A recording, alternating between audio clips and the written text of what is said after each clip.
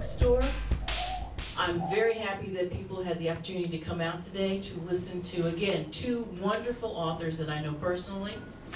I think you're going to be enlightened, inspired, motivated to get up and do something, because as we reach the end of 2011 and look forward to 2012, there should be a few things on your mind.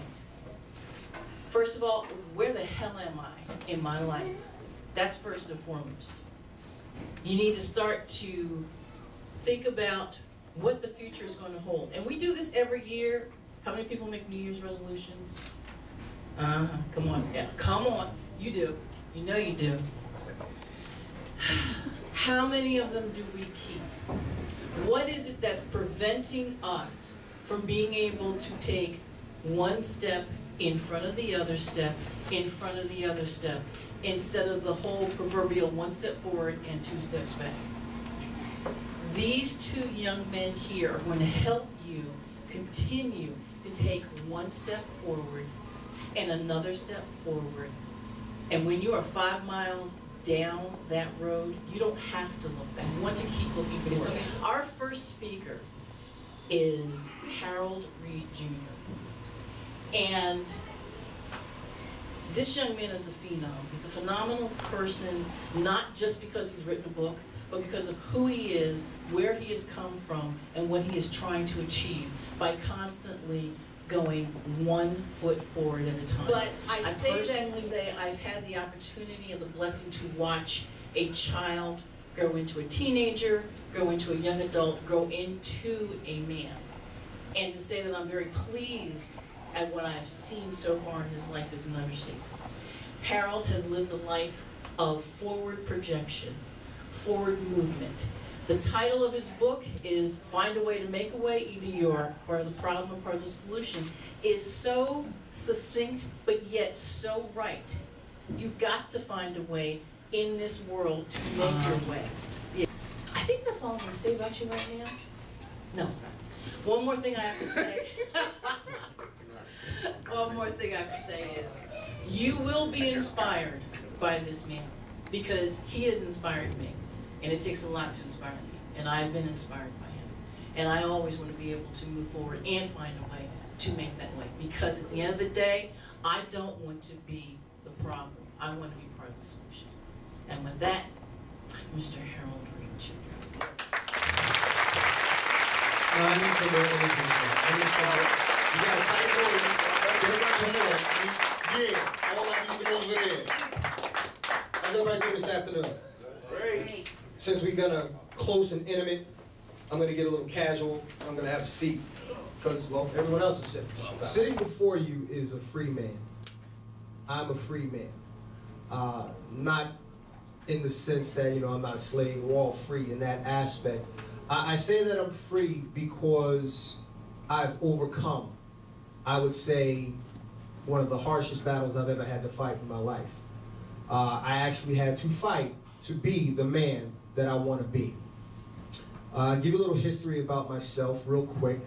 I'm a retired police officer. I was a police officer for the township of Woodbridge, New Jersey for the past 9 years. And 2 years prior to that, I was a police officer for the city of East Orange, New Jersey. It was early in my career, actually midway through my career, where I made the decision to write this book, Find a Way to Make a Way. And the reason why I decided to write this book was because as a police officer, I was in a position where any given day that I kissed my wife and at the time one son goodbye, that could be the day that I actually kissed them goodbye. And I didn't want to have my son, at the time one, now two, as in one son, now two sons. I don't want them growing up with people saying, your father would have said this, your father would have said that, this is what your father would have wanted for you. So what I began doing was writing a letter. I began writing a letter to my son, telling him all the things that I wanted him to know, type of man I wanted him to be, type of lessons I wanted him to learn. And it just began to grow. It just began to grow. And this was the final product. About, let's see, this is what, 2011? 2007, I was involved in a motor vehicle accident on the job. And about a couple months after that accident, a woman that was in the car that had hit mine had passed away. And that messed me up. I'm not gonna lie, that really messed me up. One of the things I prepared myself for in becoming a police officer was that I might have to take somebody's life. Defending myself or defending somebody else. One of the things that I prepared myself for was that I myself might lose my life in the course of the line of duty. The one thing I never prepared myself for was accidentally being involved or related to somebody dying.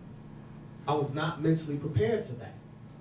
But being the man that I am, stubborn, being the man that I am, proud, being a well-trained cop, I put my body armor on, mentally, emotionally, and physically, and went back to work.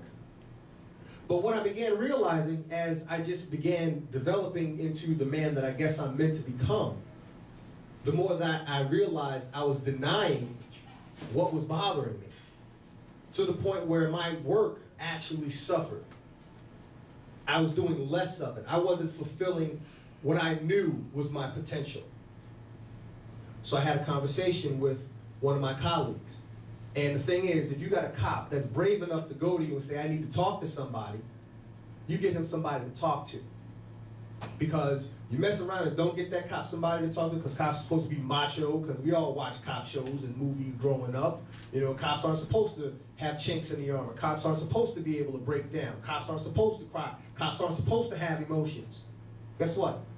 Cops are human beings. We weren't born in the uniform. We didn't come out the womb with the badge and the gun. So if a cop says he needs somebody to talk to, you give him somebody to talk to, because if you don't, that cop might eat his gun. It's a reality. So my people got me somebody to talk to. And turns out, I got diagnosed with post-traumatic stress, because it all stemmed from that accident. There was a woman who didn't get to spend Christmas with her family and her grandkids, and I was involved in that. It bothered me. Turns out that I was able to apply for early retirement. Okay, it's all well and good. My family here, they supported me, you know, and my wife supported me, so it was you would think it was all good. But there's a chapter in my book, which by far and large I believe is the most popular chapter, called Beware the Bubble Busters. Bubble busters are those people in your life who will kill your dreams. They will shatter your dreams. They have no vision for themselves, so they cannot possibly have a vision for you. They don't want to see you succeed because they don't want to do anything for themselves. And that's when the bubble busters and the dream killers on my job started making themselves known. Because I've been speaking as a motivational speaker for about 4 or 5 years now. This is the business that I wanted to build for myself for when I stopped being a cop, when I retired, as I planned, 15, 20 years from now.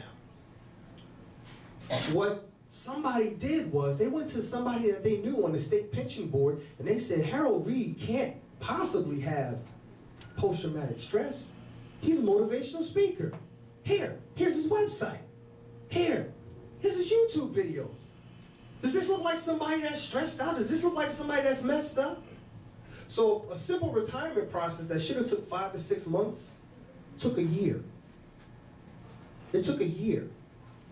Over the course of that time, I had to deal with a lot of emotions. I was getting past the woman dying. I was seeing a therapist. I was good with that. I was dealing with that. Now I'm dealing with the fact that May 1st, I retired. May 1st, the paycheck stopped.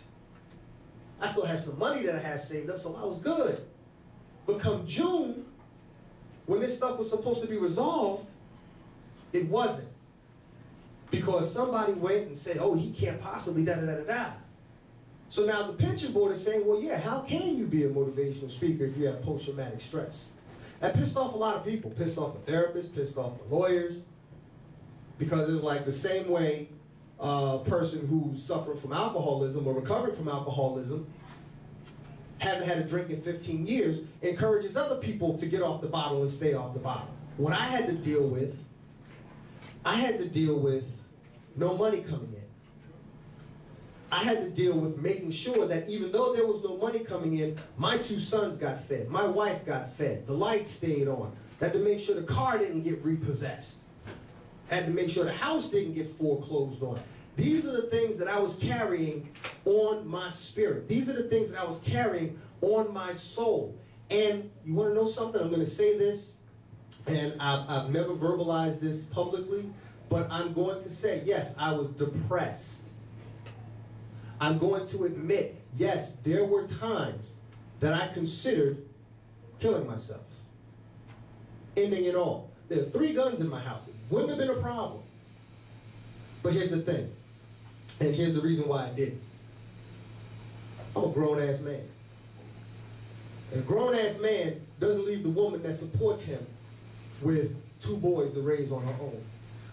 A grown-ass man doesn't leave those 2 boys in this world the way it is without their father to bring them up and make them into the men that they're supposed to be. So I had to bear down, and I had to deal with it, and I had to keep the faith. And how many of you have heard or read that poem, Footprints? All right? Long story short, Footprints is basically a poem about a man who's walking along the beach, and he's walking with Jesus. And he's looking back, and he sees that there are 2 sets of prints. And then somewhere along the line, he sees that there's just 1 set of footprints. And he says to Jesus, where have you been all those times in my life when I was walking by myself, when I only have the 1 set of footprints? And Jesus says to him, no, you're mistaken. Where you see 1 set of footprints, that's why I was carrying you. For the past, I would say 3 to 4 months, that's when I was going through my 1 set of footprints. That's when I was being carried. But I had wonderful people in my life, like my sister-in-law, my brother-in-law, Corey. They keep me humble. My cousin Paul, it keeps me humble. My brothers from Groove 5 Groove, they keep me humble. My friends, Taz, they keep me humble. They keep my faith secure. And it's because of all of that, with all of that love surrounding me. My 2 boys who just for no reason run into the room and give me a hug and a kiss and then run out because they're too young to ask for money yet, thank God. So I settle for the hug and the kiss and then run out the room. All of that, I couldn't leave all that behind. I couldn't turn off all of that. So I kept the faith. And as fate would have it, things turned out in my favor because I had those 1 set of footprints behind me. So yeah, I'm a free man because I had to fight for being a motivational speaker. I had to fight to live up to my potential. I had to fight to prove that I'm worthy to share the gift that I was brought here for. Each of our life consists of chapters. You have chapters in your life. You are not supposed, this gentleman right here asked me, he's like, weren't you supposed to be a cop for 20 years? You're not the first person to ask me that question. You are what you are for as long as you choose to be what you are.